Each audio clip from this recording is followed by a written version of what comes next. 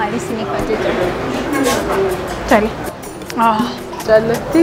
Nama ajaa'iba qaba.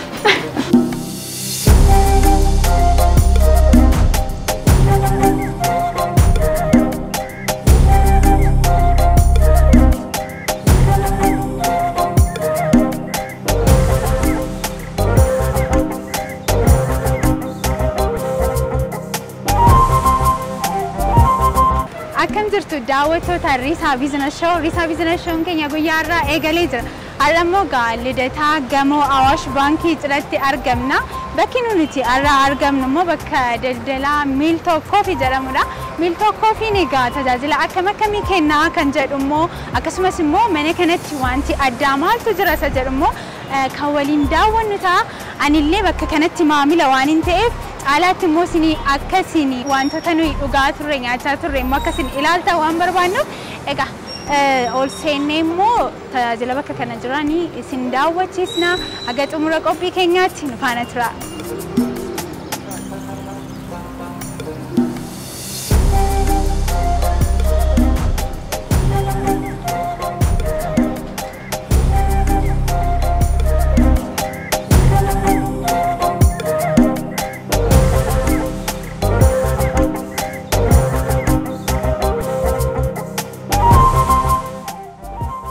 Akkam jirta?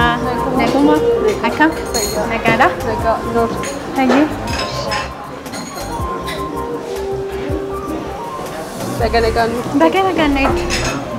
Tole egaa jalqabbii akka nuuf ta'utti immoo maqaan kee eenyudha? Miltoo Coffee keessatti immoo gaheen hojii keetii maal isa jedhu immoo daawwattoota wajjin wal bare. Eebbiseen jedhama. Kan inni hojjetu as Miltoo Coffeedha. Supervisorumaatiin tajaajilaa jira. Sirriitti maaneejii gochaa jechuudha. Mana kana. Jedhee yaadanii.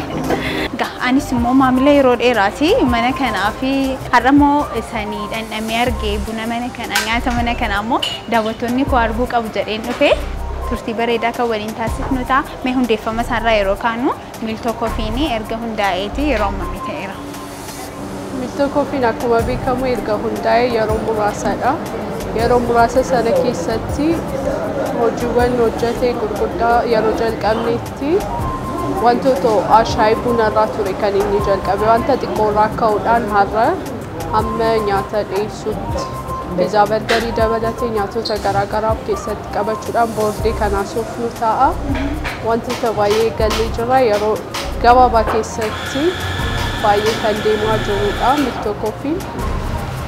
Keessattuu inni kan mana kana jaalladhuu fi interior diizaayinii isaati baay'ee bifa nama hawwataatiinidha kan inni ijaarame. Laayitiin mana kana keessa jiru qulqullina mana keessanillee baay'ee ani gama kootiin baay'een jaalladha. Daawwattoonni keenyas immoo argaa jiru. Kana dhufanii immoo arganii akka isaan kana mirkaneeffatan nana mana. Mee tajaajila bakka kanatti kennamu Miltoo Coffeen tajaajila akkamii kenna isa jedhu immoo nuti kaasi. Akkuma jalqaba irratti haasofteen manni keenya akkuma beekamu bakka namoonni bashannanaafis ta'e filatanii nyaanni keenya dhugaatiin keenya kwaalitiidhaan kan eegamedha. Qulqullina kan qabu akkasumas akkuma argitu diizaayiniin mana isaa bakki adda addaa viyuu mataasaa kan qabudha. As bira teessee kanatti ilaaltu viyuu mataasaa qaba. Viyuu baay'ee bareedu kan qabu kan nama hawwatu tajaajilli nuti kennus akkuma kana qulqullina kan qabuu fi akkuma jettee baay'ee kan kastamaronni keenya jaallatanidha. Maamiltoonni keenya baay'ee itti gammadu. Akkasumas namoonni amma irratti fayyadaman hin beekne akka dhufan jajjabeessina kottaa laalaa itti gammadu jallee abdigan. Akkuma maqaa keessan irraa ilaallu Miltoo Coffee jedha. Bunni keessan kun baay'ee jaallatamaadha moo? Bunni keenya baay'ee jaallatamaadha. Yeroo itti jedhu maakiyaatoon jira, bunni jira, aannan jira, aannan qulqullina qabu, aannan mataa keenyaa qabna. Kanarraa kan hafe hot chokooleetiin jira, wantootni ho'aan qooraan jiru, kanneen akka aayis laattee, aayis chokooleetii fi kanneen kana fakkaatan baay'eetu jiru. Dabalataanis bunni keenya akkuma ati argite baay'ee buna qulqullina qabu sadarkaa isaa kan eeggate dhiyeessina. Ofiima keessanii kan qopheessitan? Ofiima keenya kan qopheessinu buna sadarkaa isaa eeggate kan maamiltoota dhiyeessinudha. nyaata ciree irratti akkasumas laaqana irratti nyaatota gosa garaagaraallee akkasin qabdan nan beeka. Nyaatota keessan kan maamilli keessan jaallatu nyaata bakka kanatti immoo qophaa'us muraasa isaa keessaa dhufkaasi. Nyaanni keenya akkuma beekamu nyaatota gosa adda addaa qabna. Sana keessaa kanneen akka bargarii, piizaa, shawarmaan illee jira, komboon jira. Kan ciree irratti baay'inaan namoonni fayyadamanii caccabsaadhaan baay'ee beekamna. Caccabsaa kan qamadii jira, kan xaafii diimaadhaan qophaa'u jira. Ispeeshaalii yeroo ta'u hanqaaqullee qaba. Kana irratti dabalataadhaan ergoon jira. Kuni hundi kan maamiltoota keenya jaallatan dabalataan immoo fedhii maamiltoota keenya irratti hundaa'uudhaan kanneen akka ajaarraatii shawarmaan qophaa'ee jira. Sana irratti hundaa'uudhaan fedhii maamiltoota keenya irratti kan hundaa'e qobaatti gaaffii maamiltoota keenyaan kan qophaa'u qamadii irraa kan hafe kan ajaarraatiin kan qophaa'u jira. Suni adda nu godha. Akkasumas illee komboon ni qabna. Kan adda nu godhu komboon jira. Miltoo speeshaal komboon jira. Ammallee dhandhamtee dhandhama isaati ofii kee nutti himuu dandeessaa?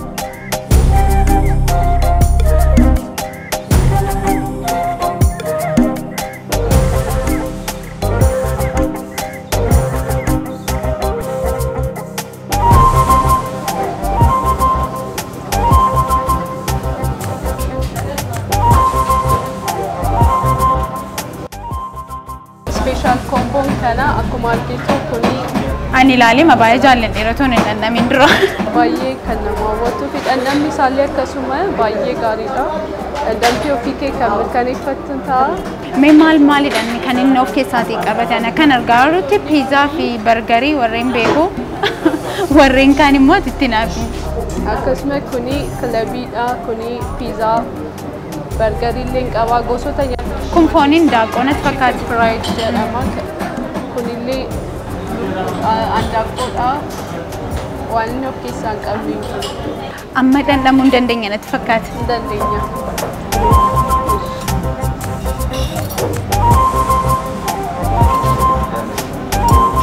Kan harkaan nyaachuu hin danda'u? Hin dandeessa. Isatu naaf mijatanaaf.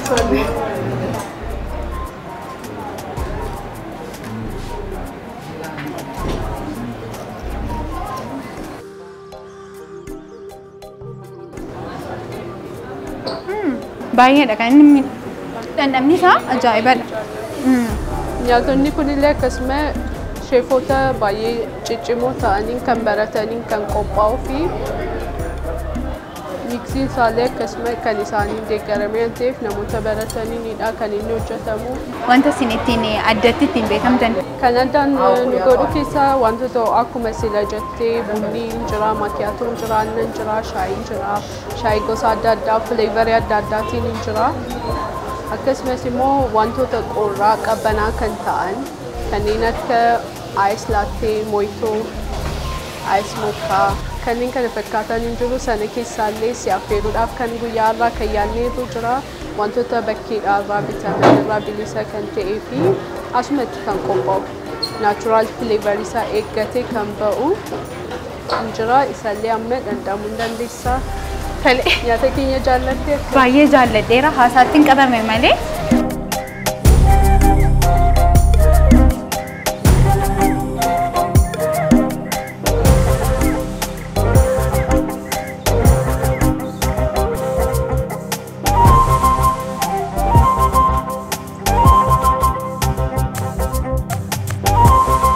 Keessanii baay'ee ajaa'ibadha. Komboo keessan jaalladheera. Hedduu galatoomii.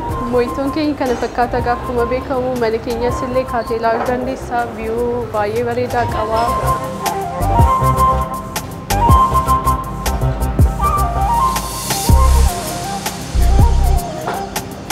As dhaabbatanii biyyu ajaa'ibaa dhuguu hin danda'amu jechuudha. Eeyyee hin danda'amu. Biyuun keenya akkuma argitu nadhitaa biyuu garaagaraa qaba. Baay'ee bareedaadha. Magariisaan kan uwwifame. Bakki isin itti argamtan magaalaa walakkaadha yeroo ilaalamu. Garuu asiin gaafa biyuu isaa ilaalaa jiru magaalaan fakkaatu. mukeen garaagaraa jiru qilleensa namatti toludha kan bakka kana jiru hedduu namatti tola keessattuu akkuma ati jette immoo bakka kana dhaabbattee dhandhamaa view isaa ilaalaa waliin haasa'uuf waliin taphachuudhaaf bakka mijataadha.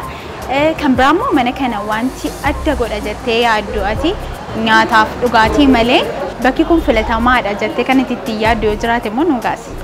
Bakki kun dabalataadhaan kan adda isa godhu akkuma argitu kitaabonni garaagaraa jiru bakka itti taa'anii boqonnaa fudhatanii bakka itti karoora karoorfatanii bakka callisa ta'ee fi kan yeroo gaarii dabarsuudhaaf kan nama mijatu dargaggootaaf kan ta'u namoota gurguddaaf kan ta'u kuni adda kan isa godhudha hundumtuu baay'ee kan jaallatuu fi kuni adda isa godha mana keenya view adda addaa qaba bakki illee yoo teessee view naati argitu kan biraadha mana keessa taa'uudhaan akkuma argitu magariisni kun jira wantoota adda addaa kuni hundi adda isa godha namoota callisaan taa'uu barbaadaniif illee kitaabonni garaagaraa jiru sana dubbisuudhaan yeroo fudhachuu namoota barbaadaniif kuni adda kan isa godhudha.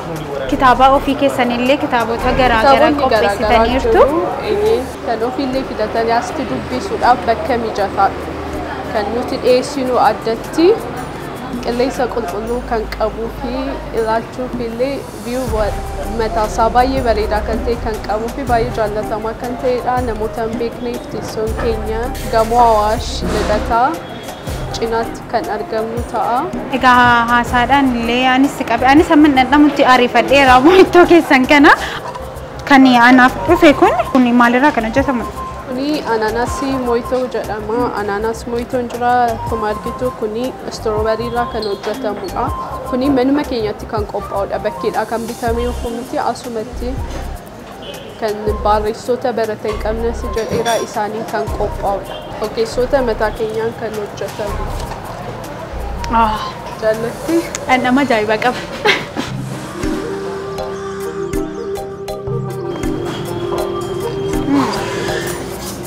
Namni isaallee akkuma isin jedhedha. Maal keessatti argatteemi? Ani anaanaasiidha. Yeroo namatti ho'u, yeroo namatti bulluqu waan kana yoo irratti dhugan waan gaariidha. Filiivarii garaagaraatiin argachuu danda'a jechuudha namni akka fedhii isaatti. Akka fedhii isaatti hin jira. Kan biraan immoo hojjettoota baay'eedha kan hin argaa jiru bakka kanatti. Hojjettoota meeqaa fi carraa hojii uume Miiltoo Koofiin? Miiltoo Koofiin hojjettoota shamarran 13 fi hojjettoota dhiiraa 5 carraa hojii uumuu danda'eera. Yeroo gabaabaa keessatti guddina inni agarsiise baay'ee kan jajjabeeffamuu fi kan ajaa'ibsiifamudha. Walumaa galatti hojjettoota 18 qaba Miiltoo Koofiin akka xinnina isaa miti hojii baay'eetu keessatti hojjetamaa jira. Mee Miiltoo Koofiin biraanchii damee kan biraa qaba magaalaa Finfinnee keessa? Miiltoo Koofiin gara fuulduraatti naafuu biraanchiin garuu ammaaf reefuudha. Ji'oota muraasa kan lakkoofsisee fi waggaallee kan hin guunnedha Miiltoo Koofiin garuu fuulduraatti naafuu biraanchiin.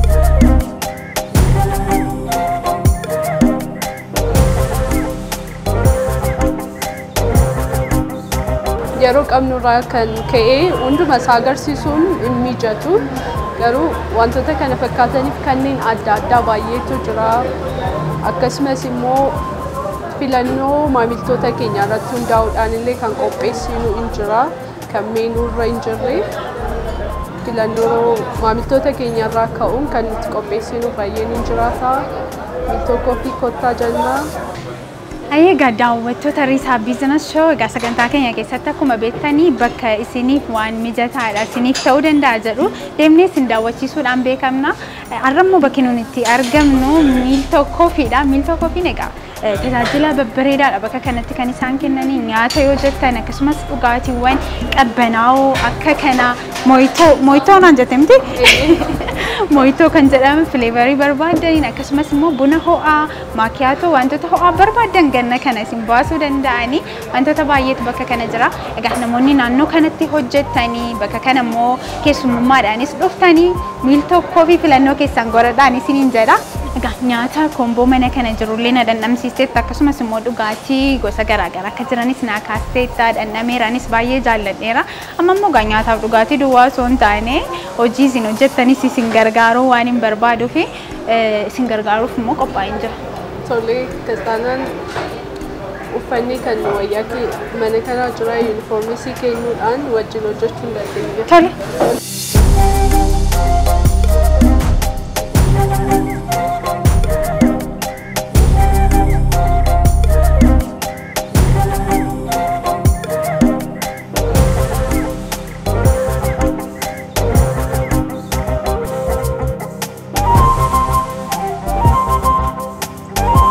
daawwattoota keenya amma immoo hojii gara hojiitti bobba'uuf hin jira. Isiniifis maali isiniif ajajamu? Wanti ho'aa jira, wanti nyaatamu jira. Egaa meenuu jirus isinii dhiyeessuu nan danda'a. Amma sarviizii kee qabattee jirta. Kana yeroo maamila keenya keessummeessitu harka kee duubatti gochuudhaan maal isiniif ajajamu jettee ajajamta. Sabooddee waan isaan barbaadanii deebi'ee dhufeen fuudha. Maali isiniif ajajamu? Tole. Sini asiti fudhatta. Sini kan kontu monkia.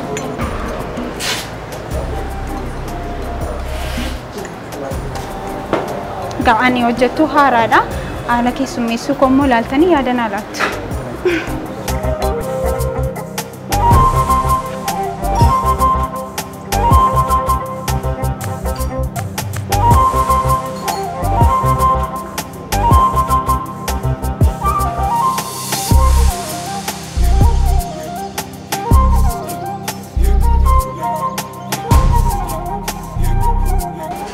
Kami buna jaallate?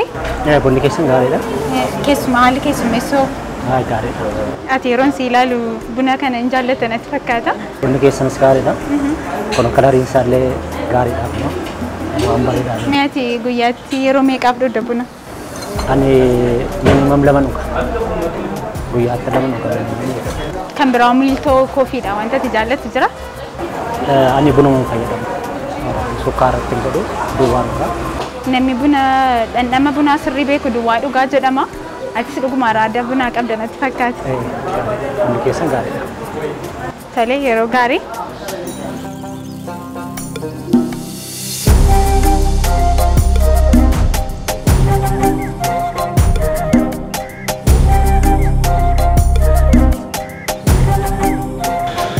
Eebbise gaara akkamittiin ilaalte haala keessummeessuu kooti? Baay'ee bareedaadha. Akkasumallee guyyaa boqonnaa keessatti hojii nu gargaaruu hin dandeessaa. Anis fedha qaba. Baay'ee si jaallanneera galatoomi. Isinis atis egaa turtii na waliin gooteef guddaa galatoomiin siin jedha. Nyaata keessanis dhugaatii keessanis jaalladheera. Akkasumas hojii keessan illee jaalladheen jira. Galatoomii. Egaan daawwattoota Risaa Biizines Shoo turtiin keenya guyyaa har'aa miiltoo koofiitti taasisne kan hanga hammaatti daawwattan ture. Egaan akkuma beekamu Risaa Biizines Shoon dinagdee saba keenyaa beeksisuu utubuu kanadha kaayyoon isaa. Isinis immoo dhaabbilee gurguddootii hanga daldala xixiqqootti warreen beeksifachuu barbaadan karaa Risaa Biizines Shoo beeksifachuu dandeessu. Egaa miliyootaan bira isiniif geenya daldala keessan oomisha keessan isiniin jenna. Torban immoo Risaa Biizines Shootiin kan walitti deebinu ta'a. Agasitti nagaan tura.